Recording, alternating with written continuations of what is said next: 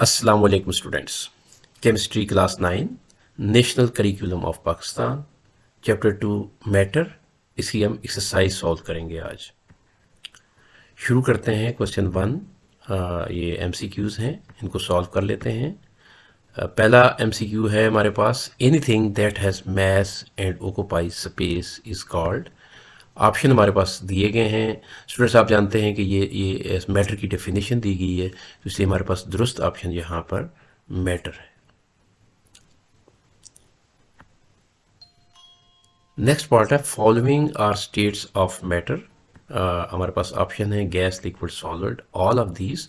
तो स्टूडेंट्स आप जानते हैं गैस भी मैटर है, लिक्विड भी मैटर की एक स्टेट है, इस तरह सॉलिड भी। तो ऑल ऑफ दीज हमारा दुरुस्त ऑप्शन होगा। पार्ट 3 है, macroscopic properties are properties that can be visualized by. इसमें हमारे पास ऑप्शन आप देख रहे हैं। तो सबसे पहले हमें पता होना चाहिए कि मैक्रोस्कोपिक और माइक्रोस्कोपिक प्रॉपर्टीज़ क्या होती हैं। मैंने यहाँ पर दे दिया है कि माइक्रोस्कोपिक प्रॉपर्टीज होती हैं ऑब्जर्वेबल होती हैं without use of any microscope. और जहाँ तक माइक्रोस्कोपिक प्रॉपर्टीज़ का ताल्लुक है, वो बिहेवियर होता है जो एटम्स का या मॉलिक्यूल्स का, और उसको हम नहीं देख सकते। तो इसलिए जो यहाँ पर हमें कहा गया है मैक्रोस्कोपिक का कहा गया है, तो दुरुस्त ऑप्शन ए बनता है स्टूडेंट्स। पार्ट 4 है, matter can be described by both its. हमारे पास physical properties and chemical properties आ रही हैं। तो पहली बात यह है कि यहाँ पर हमें चूँकि बोथ का लफ्ज़ उसने खुद ही इस्तेमाल कर लिया है, इसलिए हमारे पास ए ऑप्शन आता है। तो वैसे भी जो फिजिकल प्रॉपर्टीज़ होती हैं वो ऑब्जर्वेबल होती हैं, जैसे हम colour density, boiling point, melting point वगैरह देखते हैं, तो इससे भी मैटर को डिस्क्राइब किया जा सकता है। और केमिकल प्रॉपर्टीज़ जिसमें रिएक्टिविटी हमें पता चलती है कि कोई सब्सटेंस रिएक्शन करके क्या कौन कौन से सब्सटेंस बनाएगा। तो इसलिए दोनों ही जो प्रॉपर्टीज़ हैं वो हमें इसकी वो बता रही हैं, डिस्क्राइब कर रही हैं मैटर को, इसलिए हमारे पास ए ऑप्शन दुरुस्त ऑप्शन है। पार्ट 5 है, a substance formed when two or more different elements combine chemically। तो ये जो है उसकी कंपाउंड की डेफिनेशन है, तो इसलिए हमारे पास जो ऑप्शन इसमें आ रहा है वो बी है।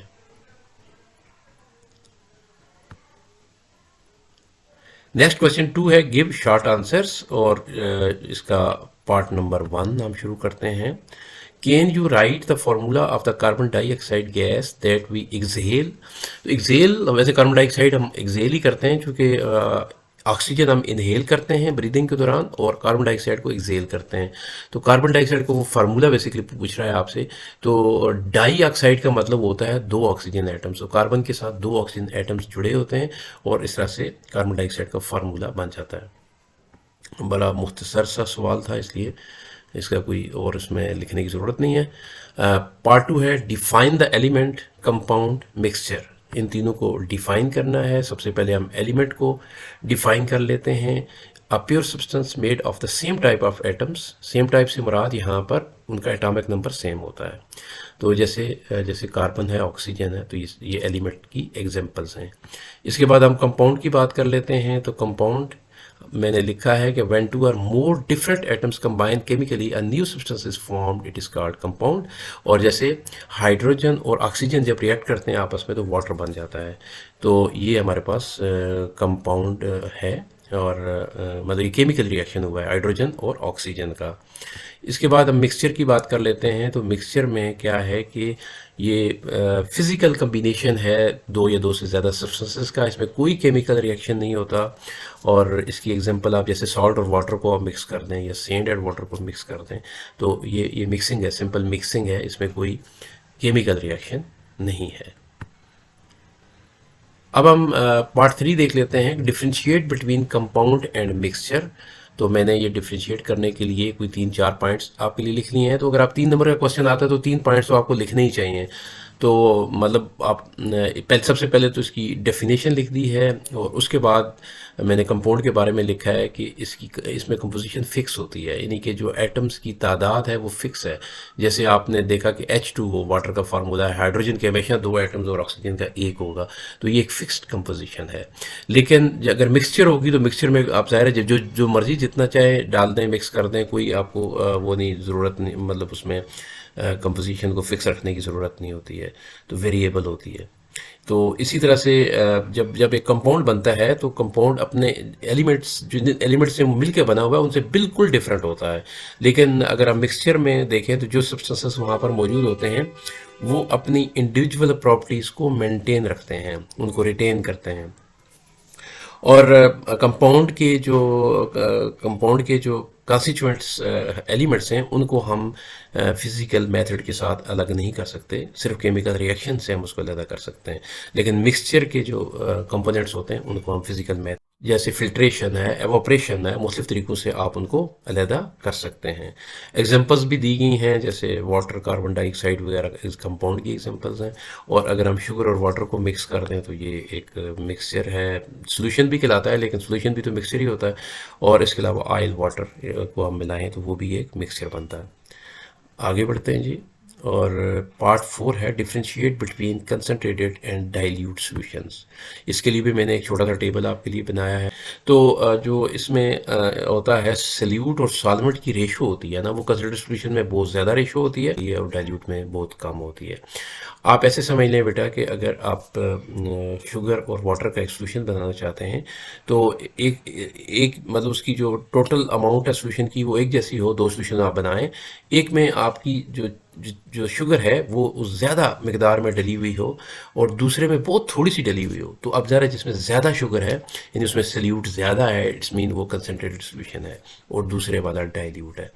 इसी तरह से अगर आप जो सॉल्यूशन बना रहे हैं उसमें सल्यूट की थोड़ा कलरफुल है अगर, तो वो सॉल्यूशन को ज़्यादा डार्क कर देगा और मतलब उसका उसका कलर ज़्यादा वाज़ेह हमें नज़र आएगा, जबकि जो डाइल्यूट सॉल्यूशन होगा वो हमें लाइट नज़र आएगा। इसी तरह से जो उनकी रिएक्टिविटी होती है, मतलब जो रिएक्शन करते हैं सॉल्यूशंस, तो कंसनट्रेटेड सॉल्यूशन बहुत ज़्यादा रिएक्टिव होगा, उसकी रिएक्टिविटी बहुत ज़्यादा होगी, जबकि डाइल्यूट सॉल्यूशन की बहुत लो होगी। आपकी एग्जांपल आ जाती हैं, जैसे आप चीनी और पानी को मिलाकर सिरप बना दें, या फिर ज़्यादा सॉल्ट और पानी का सॉल्यूशन बनाएंगे तो वो ब्राइन कहलाएगा, तो वो भी कंसनट्रेटेड सॉल्यूशन है। और अगर दूसरी तरफ एक सॉल्यूशन आप बना रहे हैं तो थोड़ी सी चीनी या नमक डाल देते हैं थोड़ा सा, तो वो आपका मतलब होगा डाइल्यूट सॉल्यूशन होगा। अब आपका क्वेश्चन नंबर 3 है student, define the term allotropes, explain the allotropes of carbon. तो इसमें हमारे पास मैंने सबसे पहले तो आपको बताया है कि जो डिफरेंट फिजिकल फॉर्म्स होती हैं किसी एलिमेंट की, और सेम फिजिकल स्टेट में, सेम फिजिकल स्टेट से मुराद है वो सारे के मतलब जितनी भी फॉर्म्स होंगी, या तो सारे सॉलिड होंगे, सारे लिक्विड होंगे, सारे गैस होंगे, तो इसको हम कहा इसको मैंने लिखा है सेम फिजिकल स्टेट। तो डिफरेंट फॉर्म्स होती हैं लेकिन सेम फिजिकल स्टेट में, उनको हम एलोट्रॉप्स का कहते हैं। स्टूडेंट्स फर्दर इसमें इजाफा मैंने किया है कि these forms arise because atoms of the element can bond together in various ways. मतलब मुख्तलिफ तरीक़ों से जब एटम्स, एक ही एलिमेंट के एटम्स जब डिफरेंट वेज से उनके दरमियान बॉन्डिंग होती है तो वो ये एलोट्रॉप्स जो हैं वो बन जाते हैं। अब हम कार्बन की बातें करेंगे, इससे जो एलोट्रॉप, सबसे पहले हम डायमंड की बात कर लेते हैं। तो डायमंड में आप ये स्ट्रक्चर आप देख रहे हैं, डायमंड का यहाँ पर ये स्ट्रक्चर है। तो हर कार्बन एटम जो है ना 4 दूसरे कार्बन एटम से कोवेलेंट बॉन्ड के ज़रिए से जुड़ा होता है और एक टेट्राहेड्रल स्ट्रक्चर बन जाती है। और डायमंड जो है आप जानते हैं कि बहुत ही हार्डेस्ट जो है सब्सटेंस है, और इसको ज्वेलरी में भी इस्तेमाल किया जाता है, इसको कटिंग में भी इस्तेमाल किया जाता है। आप अगर कोई गिलास लेना जाएंगे, शीशा यानी लेने के लिए जाएंगे, तो आपकी उसको डायमंड के ज़रिए कट करके वो देंगे। जी स्टूडेंट आगे बढ़ते हैं और नेक्स्ट जो दूसरे इसके एलोट्रॉप्स हैं उनको भी देख लेते हैं। अब हम ग्रेफाइट को यहाँ पर मैं ये आप देख भी रहे हैं इसका स्ट्रक्चर। तो ये देखें, ये हेक्सागॉन्स जो है ना, ये हेक्सागॉन यानी 6 कार्बन जो हैं वो जुड़े हुए हैं आपस में, और इस तरह से लेयर्स बना रहे हैं। ये आप लेयर्स देख रहे हैं, और ये लेयर्स आपस में भी कनेक्टेड हैं, लेकिन इनकी आपस में जो कनेक्शन है वो थोड़ा वीक है, जिसकी वजह से ये एक दूसरे के ऊपर स्लाइड कर जाती हैं, और इसी वजह से जो ग्रेफाइट होता है थोड़ा सॉफ्ट होता है और स्लिपरी होता है। और इसमें जो है इसमें जो कुछ फ्री इलेक्ट्रॉन्स भी मौजूद होते हैं, इसलिए एक गुड कंडक्टर ऑफ इलेक्ट्रिसिटी है। आगे देख लेते हैं जी, बकी बॉल्स C60 भी कहा जाता है इसको। तो ये जो हैं 60 कार्बन्स, मतलब एक मालिक्यूल होता है जो 60 कार्बन के ही एटम्स आपस में जुड़कर 60 कार्बन जो हैं वो मिलकर उन्होंने एक मालिक्यूल बनाया होता है, जिसमें हेक्सागॉन भी होते हैं, पेंटागॉन्स भी होते हैं, और ये एक आलो फुटबॉल लाइक स्ट्रक्चर बना देते हैं। तो ये बहुत ही लाइट वेट होते हैं। आजकल इनको नैनो टेक्नोलॉजी में इस्तेमाल किया जाता है। नैनो टेक्नोलॉजी बहुत इंपॉर्टेंट है, चूँकि जो पेशेंट्स होते हैं बाज़ ऐसी बीमारियों के, जिनके जैसे ट्यूमर वगैरह होता है, कैंसर ट्यूमर वगैरह, और वो ज़ाहिर बॉडी के किसी ख़ास हिस्से में होता है, तो उस तक अगर डायरेक्टली मेडिसिन पहुंचानी हो तो इन नैनो टेक्नोलॉजीज से बनाई गई ये जो छोटी छोटी डिवाइसेस हैं, इनको आप छोटा सा एक माइक्रो रोबोट कह लें, और वो इस मेडिसिन को लेकर सीधा उस अपने टारगेट एरिया पे जाता है और वो वहाँ पर मेडिसिन डिलीवर करता है। तो ये इसको हम नैनो टेक्नोलॉजी कहते हैं। तो यहाँ पर ग्रेफाइट का इसका बक्की बॉल्स का इस्तेमाल किया जाता है। आगे बढ़ते हैं जी। Question 4, what is difference between homogeneous and heterogeneous solutions. और मैंने स्टूडेंट्स यहाँ पे एक टेबल तो बनाया, लेकिन मुझे इस क्वेश्चन में एक प्रॉब्लम लग रहा है, और वो ये है कि हेट्रोजीनियस सॉल्यूशन लिखा गया है, जबकि सॉल्यूशन हेट्रोजीनियस नहीं होते। ये मिक्सचर होती है लेकिन होमोजीनियस मिक्सचर होती है। तो मतलब ये है कि इसमें जो पार्टिकल्स होते हैं वो थ्रू आउट वो डिस्ट्रीब्यूट हो जाते हैं, उनका डिफ्यूजन जो है वो थ्रू आउट होता है। हमें कोई फेज़ नज़र नहीं आता सॉल्यूशन के अंदर, इसीलिए हम इसको होमोजीनियस मिक्सचर कहते हैं। तो यहाँ पर जो क्वेश्चन है उसमें थोड़ा सा मुझे प्रॉब्लम लग रहा है। तो होना चाहिए था what is difference between homogeneous and heterogeneous mixtures. तो बहरहाल ये क्वेश्चन मैंने मिक्सचर के हिसाब से ही आपको दिया है, और होना भी यही चाहिए। तो होमोजीनियस आप जानते हैं कि इसमें यूनिफॉर्म कंपोजिशन होती है। जैसे अभी मैंने एक बताया आपको कि जो सल्यूट होता है वो सॉल्वेंट में थ्रू आउट डिज़ोल्व हो जाता है, मतलब हर आपके पास जो सोल्यूशन होगा उसमें सल्यूट कहीं पे ज़्यादा कहीं पे कम नहीं मिलेगा, आपको थ्रू आउट एक जैसा मिलेगा। और जो हेट्रोजीनियस मिक्सचर्स होती हैं उनमें नॉन यूनिफॉर्म कंपोजिशन होती है। अच्छा, इसके अलावा ये जो है सिंगल फेज़, इन होमोजीनियस हमें एक ही फेज़ में नज़र आता है, हमें डिफरेंट फेजेस नज़र नहीं आ रहे होते। लेकिन हेट्रोजीनियस में हमें डिफरेंट फेजेस नज़र आते हैं। जैसे आप आयल और उसको पानी को मिक्स करें, डालें, इकट्ठा डालें, तो आयल मिक्स नहीं होता उसके अंदर, बल्कि ऊपर तैरना शुरू कर देता है, अलग से लेयर नज़र आती है। तो वो दो फेजेस हमें नज़र आते हैं। इसी तरह से आप सैंड और उसको डाल दें, पानी को इकट्ठा करें, तो तब भी आपको डिफरेंट फेजेस नज़र आते हैं स्टूडेंट्स। अच्छा, तो होमोजीनियस जो मिक्सचर होती है वो स्टेबल होती है, उसके कंपोनेंट्स अलग अलग नहीं होते, नहीं मतलब ये नहीं है कि अभी वो बैठ जाएंगे, सेटल डाउन होंगे, नहीं होगा। और जहाँ तक हेट्रोजीनियस का ताल्लुक है, ये अनस्टेबल होती है, और उसके जो कंपोनेंट्स होते हैं वो जो टाइम गुजरता है तो वो सेपरेट होकर सेटल डाउन हो जाते हैं, मतलब जो सल्यूट होता है स्पेशली वो सेटल डाउन हो जाता है। इसके बाद हम बात करेंगे इसके एग्जांपल्स की। तो इसमें सॉल्ट या फिर शुगर को पानी में डिज़ोल्व करेंगे तो आपका सोल्यूशन बन जाएगा, और अगर हम ये जो होमोजीनियस सोल्यूशन बनेगा। और अगर हम हेट्रोजीनियस की बात करें तो आपको सैंड और वाटर की मैंने मिसाल दे दी, पानी और तेल यानी ऑयल जो होता है, इसकी एग्जांपल आप लिख सकते हैं। तो ये आपका मुकम्मल हो जाता है। आगे बढ़ते हैं, और क्वेश्चन 5 है differentiate between the colloid, suspension and solution. तो अब हम यहाँ पर बात कर लेते हैं सोल्यूशन, कोलाइड और सस्पेंशन को मैंने अलग अलग कर लिया है। मैंने पहले ही कह दिया है कि सोल्यूशन जो होता है ना वो होमोजीनियस मिक्सचर होती है, तो इसको मैंने होमोजीनियस लिखा है। कोलाइड हेट्रोजीनियस होता है और सस्पेंशन भी हेट्रोजीनियस मिक्सचर होती है। इसके बाद हम बात करेंगे पार्टिकल साइज़। अगर हम बात करें तो 1 नैनोमीटर से भी कम साइज़ होता है इसके पार्टिकल्स का सोल्यूशन के। लेकिन कोलाइड के जो सल्यूट के पार्टिकल हैं वो 1 से लेकर 1000 नैनोमीटर तक वेरी कर सकते हैं।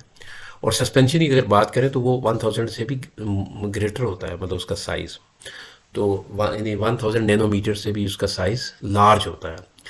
तो ये बात होगी आपके सामने साइज़ की। और सॉल्यूशन के पार्टिकल्स को हम बिल्कुल भी नेकेड आई से नहीं देख सकते, लेकिन कोलाइड और सस्पेंशन को देख सकते हैं। इसके बाद एक इम्पॉर्टेंट आपने जो टिंडॉल इफेक्ट आपने पढ़ा है, जिसमें लाइट स्कैटरिंग का इफेक्ट होता है। तो सॉल्यूशन के जो पार्टिकल होते हैं वो लाइट को स्कैटर नहीं कर सकते, क्योंकि बहुत स्मॉल पार्टिकल्स होते हैं। तो जहाँ तक तल्लक है कोलाइड का और सस्पेंशन का, तो ये उसको स्कैटर करते हैं लाइट को। और एग्जांपल में आपको सॉल्ट वाटर का सॉल्यूशन, और अगर हम कोलाइड की बात करेंगे तो मिल्क आ जाएगा, और सस्पेंशन में आप मडी वाटर दे सकते हैं। Question 6. If there are 18 protons in the argon atom, then what is the atomic number of argon? तो स्टूडेंट्स, जो एटॉमिक नंबर प्रोटॉन नंबर होता है वही एटॉमिक नंबर होता है। तो अगर किसी एटम के 6 प्रोटॉन है तो इसका मतलब एटॉमिक नंबर उसके 6 है। तो 18 की बात हो रही है तो 18 प्रोटॉन है तो 18 ही एटॉमिक नंबर होगा। तो बड़ा शॉर्ट सा क्वेश्चन है, ये भी मैंने इसको लिख दिया है और आगे वजाहत भी कर दी है।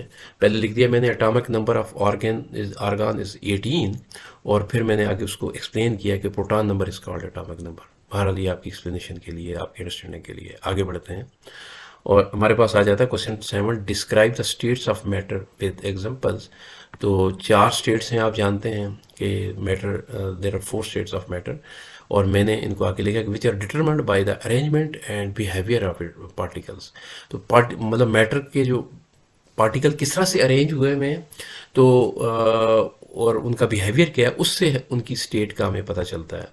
तो सबसे पहले हम ले लेते हैं सॉलिड को। तो पार्टिकल्स क्लोजली पैक टुगेदर, यानी कि बिल्कुल आपस में बिल्कुल क्लोज होते हैं, उनके दरमियान में स्पेसेस ना होने के बराबर होती हैं, और उनके बीच में स्ट्रॉन्ग, मतलब पार्टिकल्स के बीच में स्ट्रॉन्ग फोर्सेस होती हैं, और इस वजह से वो फ्रीली मूव नहीं कर सकते, अपनी जगह पे वाइब्रेट करते हैं स्टूडेंट्स। और इसमें हम ये भी कह सकते हैं कि इसी वजह से, चूँकि उनके पार्टिकल्स मूव भी नहीं करते, तो उनकी एक फ़िक्स शेप के साथ साथ फिक्स्ड वॉल्यूम भी होता है। जब एग्जांपल के तौर पे हमने NaCl लिख दिया, आपको और भी लिखते हैं, आप शुगर लिखते हैं, जो भी आपके जो हैं सब्सटेंसेस, मतलब सॉलिड आपको नज़र आते हैं, आप उनमें से किसी की भी एग्जांपल दे सकते हैं। उसके बाद हम बात कर लेते हैं लिक्विड्स की। तो पार्टिकल्स सॉलिड के मुकाबले में लेस जो हैं वो क्लोज होते हैं एक दूसरे के, और ये फ्रीली मूव कर सकते हैं, और इसके अलावा इनका फिक्स्ड वॉल्यूम तो होता है, फिक्स शेप नहीं होती। आप लिक्विड को जिस तरह के भी कंटेनर में डालेंगे ना, तो वो वही शेप इख्तियार कर लेता है। और आगे बढ़ते हैं बेटा, और हमारे पास गैसेस की बात आ जाती है। इनके पार्टिकल्स बहुत ही दूर होते हैं एक दूसरे से, इनमें फोर्सेस होती हैं पार्टिकल के बीच में, वो बहुत ही वीक होती हैं और बाज़ औक़ात ना होने के बराबर होती हैं, और बहुत ही नेग्लिजिबल होती हैं स्टूडेंट। और इनका ना ही तो वॉल्यूम फिक्स होता है और ना ही इनकी शेप फिक्स होती है। जिस कंटेनर में डालेंगे आप, ये जितना उसका वॉल्यूम होगा वो पूरे का पूरा ये गैसेस कवर कर लेती हैं। ऑक्सीजन की एग्जांपल दी है, आपको कार्बन डाइऑक्साइड दे दें, किसी का दे दें, कोई इसमें एग्जांपल देनी है। जी स्टूडेंट्स, प्लाज्मा जो है ये एक एटम्स की हाई एनर्जी स्टेट है, जहाँ पर जो गैस के एटम्स होते हैं वो आयोनाइज हो जाते हैं, यानी कि इलेक्ट्रॉन्स लूज़ कर देते हैं, और इस तरह से एक मिक्सचर बन जाता है जो कि आयंस का और इलेक्ट्रॉन्स का मिक्सचर होता है। और प्लाज्मा की कोई फिक्स शेप या वॉल्यूम नहीं होता। आप एग्जांपल दे, जो स्टार होते हैं ना, स्टार्स, वो प्लाज्मा से ही मिलके बने होते हैं। Differentiate between the following. एक पहला कोलाइड्स एंड सस्पेंशन है, एलिमेंट्स एंड कंपाउंड्स है, कंसंट्रेटेड एंड डाइल्यूट सॉल्यूशंस है। सबसे पहले हम कोलाइड्स एंड सस्पेंशंस को ले लेंगे स्टूडेंट्स। और कोलाइड्स क्या हैं, मतलब इनका जो साइज़ है 1 नैनोमीटर से 1000 नैनोमीटर तक होता है, और ये मिक्सचर के अंदर सेटल नहीं होते, यानी सेटल डाउन नहीं होते, बैठते नहीं हैं, उसके सॉल्वेंट के अंदर ही मौजूद रहते हैं। कोलाइड जो हैं वो टिंडाल इफेक्ट शो करते हैं, यानी कि लाइट को स्कैटर करते हैं, चूँकि इनके पार्टिकल का साइज़ बड़ा होता है, यानी कि 1 नैनोमीटर से बड़ा होता है, तो इसलिए ये लाइट को स्कैटर करते हैं, और इसको हम स्कैटरिंग को टिंडाल इफेक्ट का नाम देते हैं। कोलाइड की एग्जांपल आप मिल्क दे सकते हैं, और या फिर स्टार्च सोल्यूशन दे सकते हैं। अब हम बात करेंगे सस्पेंशन की। तो चूँकि हम कोलाइड और सस्पेंशन को कंपेयर कर रहे हैं, तो इसके जो पार्टिकल्स होते हैं वो इससे भी लार्जर होते हैं, यानी 1000 नैनोमीटर से ज़्यादा होते हैं। ये सेटल डाउन हो जाते हैं थोड़ी देर, अगर जो मिक्सचर है वो थोड़ी देर पड़ी रहे, टाइम गुजरे, तो वो ये सेटल डाउन हो जाते हैं। और इनमें भी टिंडाल इफेक्ट शो होता है, जिसमें लाइट स्कैटर होती है। तो मडी वाटर जो है वो इसकी एग्जांपल दे सकते हैं, फॉग, या फिर milk of magnesia. Milk of magnesia आप एक मेडिसन है जो पीने की है, जो आप स्पेशली जो स्टमक के पेशेंट होते हैं, वो ये लेते हैं गैस्ट्रिक पेन के लिए, तो उसके लिए एंटासिड भी होती है ये। तो ये जो है ये भी सस्पेंशन है। ये आप अगर इसको जब जब पेशेंट को देना चाहेंगे तो आप पहले उसको शेक करेंगे बॉटल को, और अदरवाइज़ आप देखेंगे कि इसमेल जो पार्टिकल्स हैं वो सेटल डाउन हुए होते हैं, नीचे बैठे होते हैं। तो ये भी एक सस्पेंशन की एग्जांपल है। Elements and compounds. एलिमेंट्स जो हैं स्टूडेंट्स, ये पेयर सब्सटेंसेस हैं जो कि सेम टाइप ऑफ एटम्स, यानी कि एक जैसे ही एटॉमिक नंबर वाले एटम से मिलकर बने होते हैं। इनको सिंपल सब्सटेंसेस में कन्वर्ट नहीं किया जा सकता। तो जैसे कार्बन, हाइड्रोजन वगैरह की एग्जांपल यहाँ पर है। और उसके बाद कंपाउंड्स की अगर हम बात करें तो दो या दो से ज़्यादा जब एलिमेंट केमिकली आपस में मिल जाते हैं, यानी रिएक्ट करते हैं और वो एक सब्सटेंस बनाते हैं, तो उसको हम कंपाउंड कहते हैं। तो स्टूडेंट कंपाउंड जो है इसको हम ब्रेक डाउन कर सकते हैं केमिकल रिएक्शन के ज़रिए से, इसके इसके जो जिन एलिमेंट से ये मिलके बना हुआ उनमें कन्वर्ट कर सकते हैं। तो जिस तरह से अगर हम इसको कार्बन डाइऑक्साइड को केमिकल रिएक्शन इसका करें तो ये कार्बन और ऑक्सीजन में कन्वर्ट किया जा सकता है इसको। तो इस तरह से ये मतलब एक कंपाउंड था कार्बन डाइऑक्साइड, उसको हमने कन्वर्ट कर लिया। आगे बढ़ते हैं students. Concentrated and dilute solutions. तो कंसनट्रेटेड सॉल्यूशन वो होते हैं जिनमें हम पीछे भी बात कर चुके हैं, जिनमें जो सल्यूट होता है वो रिलेटिवली लार्ज क्वांटिटी में होता है। और जैसे कि ब्राइन की हमने एग्जांपल ले दी। ब्राइन सोडियम क्लोराइड यानी सॉल्ट का एक सॉल्यूशन होता है जिसमें बहुत ज़्यादा सल्यूट डाला होता है, यानी कि सॉल्ट उसमें काफ़ी मिकदार होती है और इसको ब्राइन कहा जाता है। तो ये एक कंसनट्रेटेड सॉल्यूशन है। और डाइल्यूट सॉल्यूशन जो है उसमें सल्यूट की बहुत ही कम मिकदार होती है उसकी रिलेटिवली। और साल्ट वाटर का अगर हम बहुत ही मतलब ऐसा सॉल्यूशन बनाएं, या शुगर और वाटर का सॉल्यूशन बनाएं जिसमें सॉल्ट या शुगर जो हम डाल रहे हैं बहुत ही थोड़ी सी मिकदार में डालें, तो वो जो सॉल्यूशन बनेगा वो डाइल्यूट सॉल्यूशन होगा। इसके बाद क्वेश्चन 9 आ रहा है, examine the concept of solubility. Solubility का जो कंसेप्ट है वो क्या है? तो the maximum amount of solute that can B dissolved in a solvent at a specific temperature is called its solubility. ये तो डेफिनेशन आपके सामने आ जाती है। और इसमें जो फैक्टर्स इसको अफेक्ट कर सकते हैं वो टेम्परेचर और प्रेशर हो सकता है। तो टेम्परेचर इंक्रीज करने से, सारे के सारे तो नहीं लेकिन मोस्टली जो मोस्टली सब्सटेंसेस हैं उनकी सॉल्युबिलिटी बढ़ जाती है। तो बाज़ ऐसे सब्सटेंसेस हैं जिनकी बढ़ने के बजाय कम हो जाती है, लेकिन मोस्टली हम मोस्टली बात कर रहे हैं, बस ज़्यादातर ऐसे होता है। और प्रेशर का जो इफेक्ट है ये ज़्यादातर गैसेस और लिक्विड्स का जब हम मिक्सिंग करते हैं उनकी, तो उसकी जो वहाँ पर सॉल्युबिलिटी में पर इफेक्ट हो सकता है प्रेशर का। अदरवाइज सॉलिड्स के ऊपर इसका इफेक्ट नहीं होता। जिस तरह से ये जो कार्बन डाइऑक्साइड वाटर में मिक्स करके कार्बोनेटेड वाटर बनाया जाता है, जैसे फिजी ड्रिंक्स वगैरह बनते हैं, तो ये प्रेशर के तहत बनाए जाते हैं। तो इसमें जो सॉल्युबिलिटी बढ़ाई जाती है वो प्रेशर के ज़रिए बढ़ाई जाती है। थिंक टैंक, और इसमें थिंक टैंक में हमारे पास क्वेश्चन आ रहा है, why is a solution considered mixture? तो मैंने लिखा solution is considered mixture because its components are physically combined and can be separated by physical methods. यानी कि जिस तरह से हम मिक्सचर की बात करते हैं कि उसमें फिजिकल जो मिक्सिंग होती है वो होती है, केमिकल कोई रिएक्शन नहीं हुआ होता है, इसी तरह से सॉल्यूशन भी एक मिक्सचर ही है जो कि होमोजीनियस मिक्सचर है। और इसमें भी जो कंपोनेंट्स होते हैं वो फिजिकली आपस में जुड़े हुए होते हैं बगैर किसी केमिकल रिएक्शन के, और उनको फिजिकल मेथड से अलग किया जा सकता है, जैसे एवापोरेशन। अब हम बात करते हैं क्वेश्चन 11 की कि how will you test whether given solution is a colloid और अ सॉल्यूशन। तो आप इसको सॉल्यूशन और कोलाइड को कैसे डिफ्रेंशिएट करेंगे? सबसे पहले इसको टेस्ट करने के लिए हमें टिंडॉल इफेक्ट है उसको चेक करना पड़ेगा, यानी जिसमें आपने देखा था कि लाइट को जो है स्कैटर करते हैं, चूँकि कोलाइड लेकिन सॉल्यूशन नहीं कर सकता, सॉल्यूशन के पार्टिकल बहुत छोटे होते हैं तो वो नहीं कर सकते। तो मैंने लिखा है कि कोई फ्लैश लाइट या लेज़र लाइट या कोई भी ऐसा लाइट का सोर्स आप इस्तेमाल करें और उसको शाइन कराएं किसके ऊपर, मतलब उस सॉल्यूशन के ऊपर जो कि आपने ट्रांसपेरेंट कंटेनर के अंदर रखा हुआ है, यानी जहाँ पे आपको नज़र आए, किसी गिलास वगैरह में हो तो आपको ताकि नज़र आए, तो वो आप उस पर ये करें। और उसके बाद आप ऑब्जर्वेशन क्या करेंगे वहाँ पे, जो ऑब्ज़र्व करेंगे आप वो ये होगा कि अगर तो लाइट जो है वो स्कैटर हुई है और हमें विजिबल है, सॉल्यूशन के अंदर भी लाइट हमें विजिबल लग रही है, उसका रास्ता हमें पता चल रहा है, तो इसका मतलब है वो टिंडाल इफेक्ट शो कर रही है और उसके पार्टिकल जो हैं 1 नैनोमीटर से बड़े हैं और वो एक कोलाइड है। लेकिन अगर ऐसा नहीं है, सॉल्यूशन के अंदर हमें लाइट का पाथ नज़र नहीं आ रहा, तो इसका मतलब है वो सॉल्यूशन है, वो कोलाइड नहीं है। और एग्जांपल के तौर पर हमने कहा कि स्टार सॉल्यूशन जो है वो वाटर में जब हम डालते हैं तो वो लाइट को स्कैटर करता है, तो इसका मतलब है वो कोलाइड है। लेकिन दूसरी तरफ अगर आप साल्ट वाटर का एक सॉल्यूशन बनाएं या शुगर वाटर का सॉल्यूशन बनाएं और उसमें से लाइट पास करें, तो वो लाइट हमें उसका पाथ नज़र नहीं आएगा, यानी वो स्कैटर नहीं हो रही होगी, तो इसका मतलब ये है कि वो सॉल्यूशन है, चूँकि उसके पार्टिकल 1 नैनोमीटर से छोटे हैं। तो ये बात है। तो कोलाइड्स के जो पार्टिकल्स होते हैं वो 1 नैनोमीटर से लेकर 1000 नैनोमीटर के बीच में होते हैं, जबकि जो आपका वो है सॉल्यूशन, तो उसके 1 नैनोमीटर से छोटे पार्टिकल होते हैं, स्मॉल पार्टिकल्स।